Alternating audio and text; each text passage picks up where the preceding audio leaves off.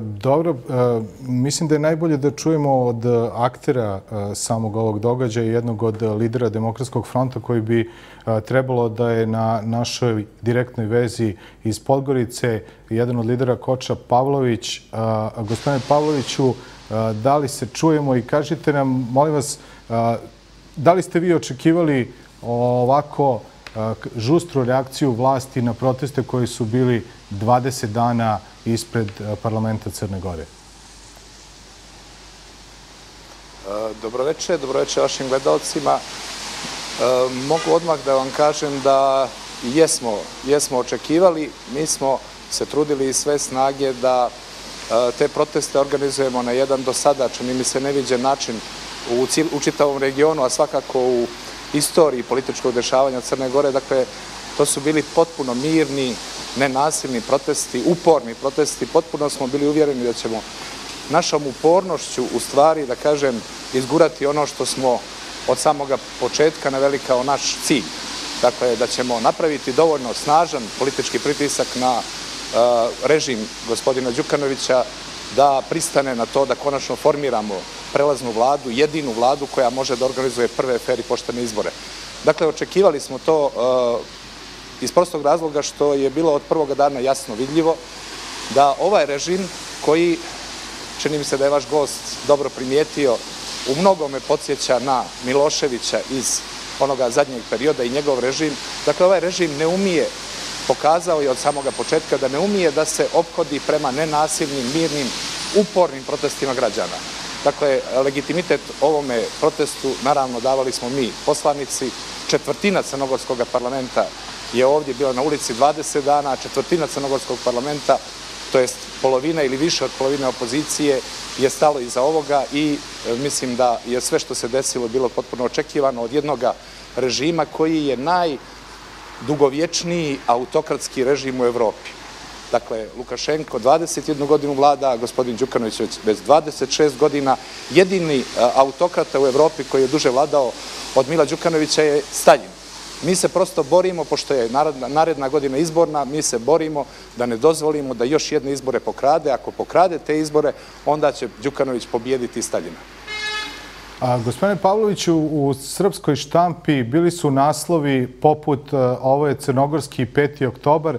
Ipak ono što smo mi videli da na ulicama Podgorice nema te oslobođene energije koja je ovde bila 2000-te protiv tadašnjeg režima Slobodana Miloševića.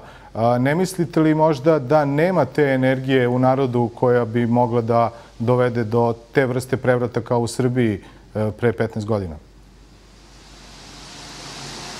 Ne, ja moram reći da je, kogod je sinoć bio ovdje, kada je uslijedila jedna reakcija, da kažem, opšte narodna reakcija na nasilje, policijsko nasilje od prethodne večeri koje je bilo primijenjeno prema nama poslanicima, prema jednom broju aktivista. Mi smo preksinoć, naime, nakon što je ovdje u ranim jutarnjim časovima, negdje oko 10:15 do 6 ujutru rano na spavanju, su pokušali da nas iznenade stotine specijalaca. Dakle, nakon što je protest, mirni protest, višednevni, 20-dnevni protest razbijen, mi smo odlučili da napravimo jednu šetnju uveče sa jednom grupom od nekoliko stotina, možda do 1000 naših podržavalaca i policija je vrlo agresivno reagovala na nas. Odmah su upotrebili suzavac, upotrebili su šok bombe, upotrebili su gumene metke, sve što je bilo moguće oni su odmah upotrebili i nakon toga sinoć je uslijedila spontana reakcija građana Podgorice, prvenstveno Podgorice, a onda i ovih okolnih gradova. Sinoć je bio jedan veličanstveni skup, kogod je sinoć bio morao je to primijetiti. To je bila jedna energija oslobađanja, jer ovaj narod ima, u ovome narodu je ukorijenjen jedan veliki strah od ovoga režima. Ponavljam, to je režim koji 26 godina vlada i ja nemam nikakvu dilemu, ni mi iz Demokratskog fronta nemamo nikakvu dilemu da će subota biti jedan veliki praznik za Crnu Goru, jedan praznik oslobađanja od straha ovoga naroda, od straha od jednog autokratskog režima koji silom, pritiscima, ucjenama, kupovinama vlada već 26 godina. Mislimo da je konačno sazrelo vrijeme da i mi Crnu Goru, da kažem, uvrstimo u red evropskih država, jer ključna stvar za da kažem, za taj status evropske demokratske države jeste da imate slobodne izbore. Sve ostalo proizilazi iz toga.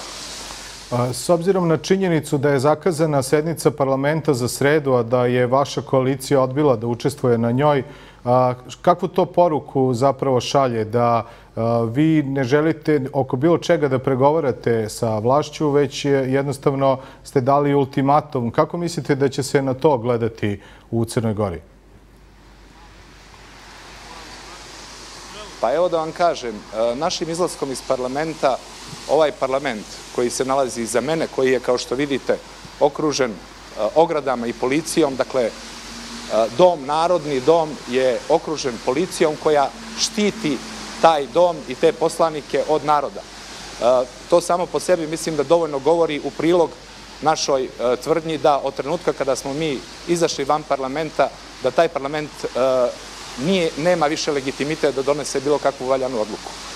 Inače, već izvjesno vrijeme mi ponavljamo da je Crna Gora u jednoj dubokoj, prvenstveno institucionalnoj i ustavnoj krizi, a onda i ekonomskoj krizi i da je nama samo zbog toga neophodno da formiramo što prije prelaznu vladu. Prelazna vlada koju mi zahtijevamo jeste prvenstveno jedno vozilo demokratije, jedno vozilo koje treba da doveze Crnu Goru mirno do prvih slobodnih i fer izbora.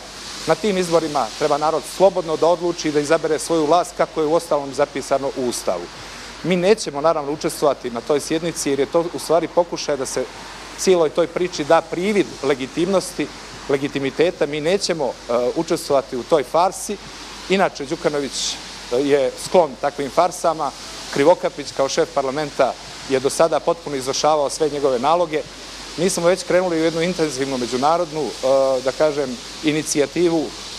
Šef moje partije, koja je jedan od konstituenata Demokratskog fronta, Pokreta za promjene, gospodin Nebojša Medojević, je sjutra u 10 sati u Briselu ima preskonferenciju.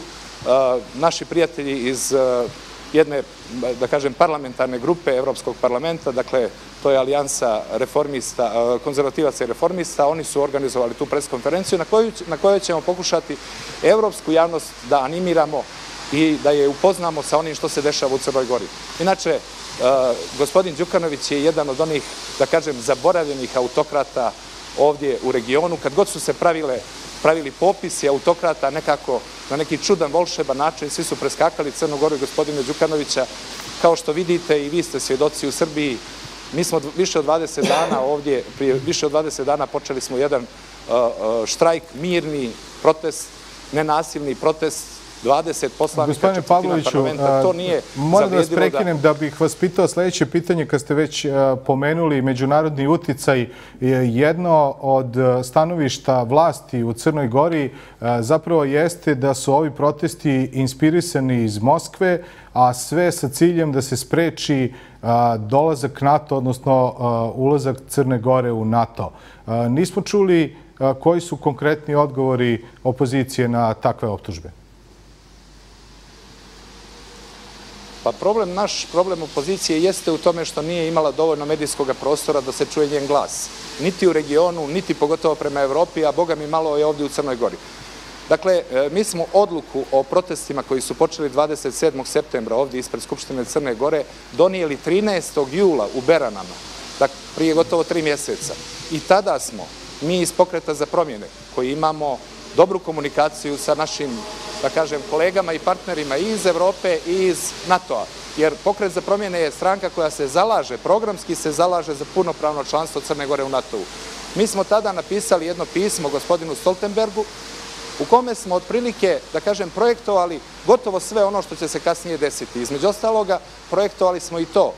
Mi smo ga, dakle, obavijestili gospodina Stoltenberga da je jedini naš zahtjev i motiv zbog čega idemo u proteste borba za prve fer i slobodne izbore u Crnoj Gori.